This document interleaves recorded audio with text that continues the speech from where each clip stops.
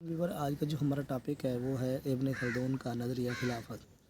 چلتے ہیں اپنے ٹاپک کی طرف۔ اس سے پہلے آپ سے ریکویسٹ ہے کہ آپ میرے چینل کو سبسکرائب، لائک اور شیئر کر دیں۔ ابن خلدون کے نزدیک جو نظام حکومت دینی اور سیاسی بنیادوں پر قائم ہوتا ہے پہلے سے بہتر ہوتا ہے، کیونکہ اس نظام میں دنیاوی و مادی اور مفادات کے ساتھ آخرت کو سنوارنا بھی مقصود ہوتا ہے۔ اس لیے اس طرز حکومت کو وہ خلافت کا نام دیتے ہیں۔ ابن خلدون کا خیال ہے کہ خلیفہ زمین پر اللہ کا نائب نہیں بلکہ رسول کا نائب ہوتا ہے۔ وہ اس کی دلیل دیتا ہے کہ نائب تو اس کا ہوتا ہے جو موجود نہ ہو۔ اللہ تعالیٰ تو ہر جگہ اور ہر وقت موجود رہتا ہے، اس لیے اس کے نائب کی بجائے رسول کی عدم موجودگی میں رسول اللہ کا نائب ہوتا ہے۔ وہ حضرت ابوبکر کا حوالہ دیتے ہیں، جنہوں نے فرمایا تھا کہ وہ نائب رسول ہے۔ ابن خلدون کا خیال ہے کہ رسول خلافت قیام عدل اور نفاذ احکام شرعیہ کا باعث ہوتی ہے۔ اس لیے انسانی خواہشات کی وجہ سے ہونے والے فسادات پر قابو پانا ہی اگر خلافت کا مقصد قرار دیا جائے تو یہ کام ملوکیت بھی کر سکتی ہے۔ اس لیے اس کے خلاف میں خلافت عقلاً واجب نہیں بلکہ اس کا وجوب شرعاً ثابت ہے۔ وہ کہتا ہے کہ خلافت مقصود بالذات ہے۔ خود صحابہ سے بڑھ کر عدل و انصاف کا چرچا اور شرعی امور کی پابندی کسی اور زمانے میں نہیں ہو سکتی۔ خلیفہ کے انتخاب کے بارے میں وہ عوام کو حق رائے دہی دینے کے حق میں نہیں، بلکہ ان کا انتخاب ارباب حل و عقد کے سکتے ہیں۔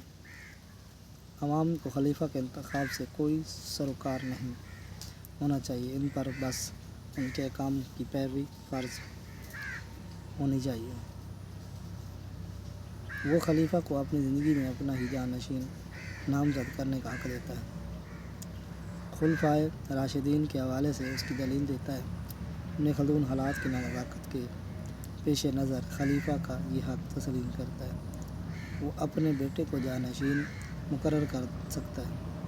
یہی وجہ ہے کہ وہ حضرت معاویہ کی طرف سے اپنے بیٹے یزید کی نامزدگی کو جائز قرار دیتے ہیں۔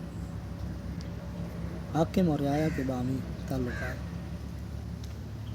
ابن خلدون کے خیال میں تمدنی ترقی کا زیادہ تر انحصار حاکم اور رعایا کے باہمی تعلقات پر ہوتا ہے، اور ظلم اور عمرانی ترقی میں سب سے بڑی رکاوٹ کی حیثیت رکھتا ہے۔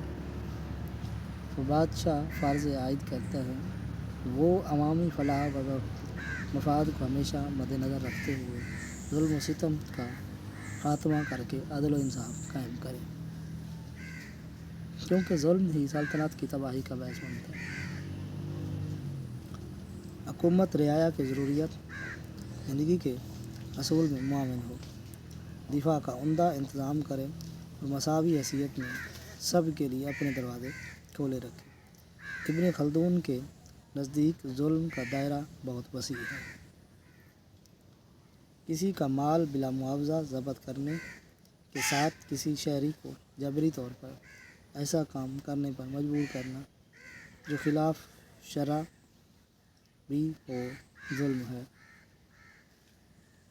بیکار لینا اور لوگوں سے محصولات کی وصولی میں زیادتی بھی ظلم ہی ہے۔ ابن خلدون کے خیال میں بادشاہ کے وضع کردہ قوانین رعایا خوف کے باعث قبول کرتی ہے، جس سے حکومت کے خلاف بد اعتمادی کی فضا قائم ہوتی ہے اور یہ حکومت کے زوال کا باعث بنتی ہے۔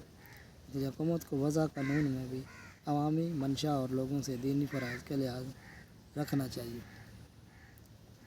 تاکہ اجتماعی زندگی متوازن رہے۔ حکومت کے مدارج کا نظریہ۔ تاریخی تجزیہ کر کے ابن خلدون یہ نظریہ قائم کرتا ہے کہ افراد کی طرح حکومتوں کی بھی طبعی عمر ہوتی ہے، جو عام طور پر 4 شت سے تجاوز نہیں کر سکتی۔ ایک پشت میں تقریباً 40 سال کی مدت لگتی ہے۔